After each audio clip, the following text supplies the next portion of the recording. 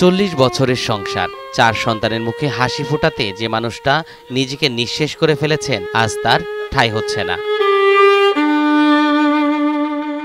নেত্রকোনা জেলার পূর্বধলা উপজেলার 4 নং জারিয়া ইউনিয়নের জারিয়া গ্রামের মুসলিম উদ্দিন খান, যিনি শুধু ভালোবেসেছিলেন নিজের স্ত্রীকে, কিন্তু জীবনের শেষ বেলায় এসে দেখলেন ভালোবাসার বদলে তিনি পেয়েছেন শুধুই প্রতারণা।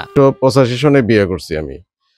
তো প্রায় 40 বছরের উপরে আমার দাম্পত্য জীবন। আমাদের 3টা ছেলে 1টা মেয়ে। আমি আমার শ্বশুর বাড়িতে জমি কিনছি এই সেন্সে যে আমাদের এলাকার জমি ফসল পানিতে খাইয়া যায় বা নষ্ট হয়ে যায়, এই জন্য তাদের এলাকায় উঁচু এলাকা, এই জন্য এলাকায় শ্বশুর বাড়ির এলাকায় জমি কিনছি। আমি রিটায়ারমেন্টে আসি, তখন আমি চিন্তা করলাম যে আমার স্ত্রী, আমি যখন না থাকবো, আমার ছেলে মেয়েরা পড়াশোনা করে বিভিন্ন জায়গায় যাবে গা, আমার স্ত্রী তো মানে অসহায় হয়ে যাবে। একটা বড় ফিশারি করে দিছি তারে, যেন সে তার সন্তান তার কাছে না থাকলেও সে যেন অসহায় না হয়। আমি যখন রিটায়ারমেন্টে আসছি, তখন আমি চিন্তা করলাম জমিগুলো এখন আমার আয়ত্তে নিয়ে যাইতে যায় দেখি আমার জমিগুলো আমার শালারা সব বন্ধক দিয়ে দিছে। এবং এই বন্ধকের টাকা, বন্ধক যখন দিছে, আমি এটা আমার স্ত্রীকে জানাইছি যে তোমার ভাইয়েরা জমিগুলা বন্ধক দিয়ে দিছে, এবং তার বড় ভাইরেও আমি জানাইছি যে আপনার ছোট ভাইয়েরা আমার জমিগুলো এরকম ভাবে বন্ধক দিয়ে দিচ্ছে। 1980 সাল থেকে 2023 সাল পর্যন্ত দীর্ঘ 42 বছর একটি এনজিওতে কাজ করেছেন মুসলিম উদ্দিন খান। ঢাকাতে থাকতেন পরিবার নিয়ে, স্ত্রী, 3 ছেলে ও 1 মেয়ে। বেশ স্বাচ্ছন্দ্যেই চলছিল। বিশ্বাস আর ভালোবাসার বন্ধনে রেখেছিলেন স্ত্রী সন্তানদের। সারা জীবনের উপার্জনের টাকা দিয়ে যতটুকু সম্পদ গড়েছেন তার সবটাই শ্বশুর বাড়িতে এবং স্ত্রীর নামে। স্ত্রীর সুখেই সুখ খুঁজছিলেন মুসলিম, যে কারণে জমির কিংবা বাড়ির কাগজে নিজের নাম রাখার কথা ভাবেননি তিনি। তার বিশ্বাস ছিল স্ত্রী কোনোদিন ছেড়ে যাবেন না, কিন্তু তার এই বিশ্বাসই কাল হয়েছে।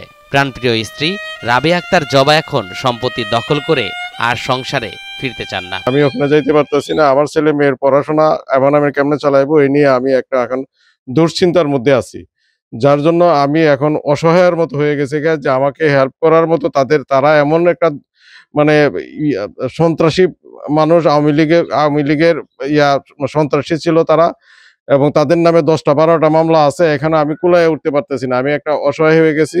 এই দম্পতির প্রতিবেশীরাও জানাচ্ছিলেন ঘটনার সত্যতা। স্বামী স্ত্রীর মধ্যে অর্থের দ্বন্দ্ব, 40 বছরের সাজানো সংসার জীবন এমন নিমিষেই শেষ হওয়া দেখে হতবাক তারা। 40 বছর সংসার করার পরে স্বামীর কাছ থেকে দূরত্ব সৃষ্টি করে এই মহিলা তার বাপের বাড়িতে আশ্রয় নিচ্ছে, এটা পৃথিবীতে একটা আশ্চর্য ঘটনা, এবং এটা কেউ বিশ্বাস করবে না। 1.5 লক্ষ টাকা বেতনে উনি চাকরি করছেন। উনি ওই সময়টার মধ্যে, এই যে দীর্ঘ প্রায় 35-40 বছরের মধ্যে যত টাকা উনি কামাই করছেন, ওনার শ্বশুর বাড়িতেই উনি সহায় সম্পদ করছেন ওনার শালাদেরকে নিয়ে। তারা মনে হয় যে এই সম্পদটাকে গ্রাস করার জন্যই বিভিন্ন ধরনের মানে কৌশল অবলম্বন করতেছে। মুসলিমের স্ত্রী জবা জানান স্বামীর সংসার আর করবেন না, তিনি এখন বাবার বাড়িতেই ভাই বোনের সঙ্গে থাকছেন। আমার ভাইয়েরা কিনা দিছে, ঠিক আছে, আমার গুলার দাঁত বিক্রি করে কিনা দিছে, পরে আবার আমার হাজবেন্ডে টাকা দিয়ে দিছে। মিথ্যা কথা বলবো কেন, আমার হাজবেন্ডে আস্তে আস্তে টাকা দিছে। 60% জমি আপনার নামে আছে, আপনি এত টাকা কোথায় থেকে নিয়ে আসছেন?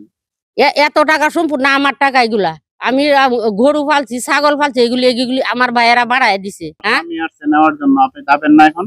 হ্যাঁ, তারা যদি নিতে চায় আপনি যাবেন না? আমি যাবো না। জামার বাড়িতে চলে যান। আসলে দেখেন, ঠিকানা তো আপনার জামার বাড়িতে থাকবে, আমরাও সুপারিশ করি আপনাকে, ছেলে মেয়ে। না, আমি যাব না। ঘটনাটি অত্যন্ত দুঃখজনক বলে মনে করছেন সমাজসেবা অধিদপ্তরের এই কর্মকর্তা। তিনি জানালেন পরিবারটির উপর নজর রাখা হচ্ছে, এ বিষয়ে প্রয়োজনীয় সহায়তা ও পরামর্শ দেওয়ার আশ্বাসও দিলেন তিনি। খুবই দুঃখজনক, এই বিষয়ে থানায় অভিযোগ দেওয়া হয়েছে, উপজেলা নির্বাহী অফিসারের কাছে অভিযোগ দেওয়া হয়েছে। উপজেলা আইন শৃঙ্খলা বিষয়ক কমিটিতে বিষয়টি আলোচনা হয়েছে, এবং আমরা সমাজসেবা কার্যালয়ের পক্ষ থেকে পরিবারটির উপর নজর রাখছি। যে কোনো সহায়তা আমরা করতে এই পরিবারটিকে প্রস্তুত। আশা করি যে প্রশাসনের সাথে সমন্বয় করে এই পরিবারটির যে সমস্যাটা, এই সমস্যার সমাধান আমরা করতে পারবো। সমাজে শুধু নারীরাই নির্যাতনের শিকার হন না, পুরুষরাও ভুক্তভোগী হন বহু নির্যাতন ও অন্যায়ের। সেটিরই প্রতিচ্ছবি এই মুসলিম উদ্দিন।